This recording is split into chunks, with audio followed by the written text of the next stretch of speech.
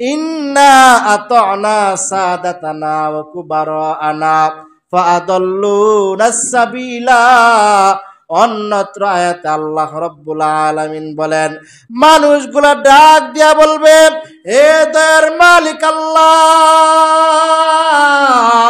আমি তো আপনার আযাব গজব স্বচক্ষে দেখলাম, এখন আমাকে একটু ফিরাই দেন, আমি গিয়ে ভালো মন্দ আমল করবো, নেক আমল করবো, শিরিক মুক্ত ইবাদত করবো, শিরিক মুক্ত ইবাদত করিয়া ফারজিনা না'মাল সালিহা, নেককার বান্দা হইয়া আমি আবার আপনার সামনে হাজির হমু।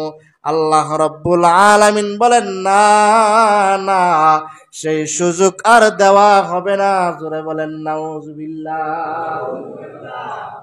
মানুষগুলা জাহান্নামের আযাব গজব দেখা আল্লাহ তাআলা কি বলবে, আয় আল্লাহ, নিজের চামড়ার চোখ দিয়া তো আমি আপনার আযাব গজব দেখলাম, সুতরাং খোদা তোমার দোহাই দিয়ে কইতেছি, আমাকে একটু দুনিয়ার মধ্যে পাঠান, ফারজিনা না'মাল সালিহা, আমি পূর্ণাঙ্গ এ টু জেড নেক আমল কইরা ভালো মানুষের মতো মানুষ হইয়া আপনার পরিপূর্ণ বান্দা হইয়া আমি আপনার সামনে এসে হাজির হমু। সেই সুযোগ কি আছে? জোরে বলেন। আল্লাহ তাআলার কাছে চাওয়ার মতো চাইতে হবে। আল্লাহ তাআলার কাছে কেউ যদি চাওয়ার মতো চায়, আল্লাহ রাব্বুল আলামিন বলেন, বান্দা তুমি আমার কাছে চাইতে দেরি, আমি আল্লাহ তাআলা তোমাকে দিতে দেরি না। জোরে বলেন সুবহানাল্লাহ।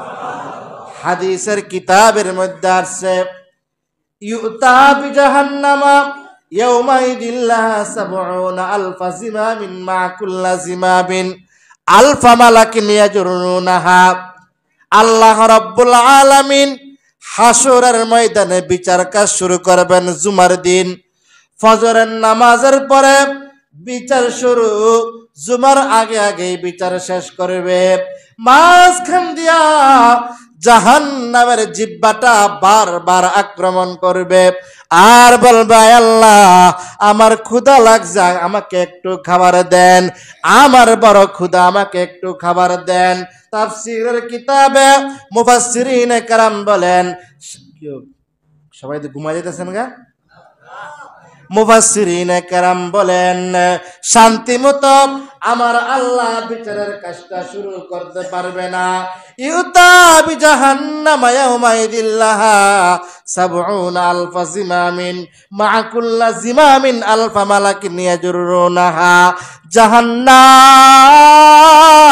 জাহান্নামী মানুষগুলাকে জিহ্বা দিয়া টাইনা টাইনা জাহান্নামের দিকে নিয়ে যাবে। এরপর জাহান্নামকে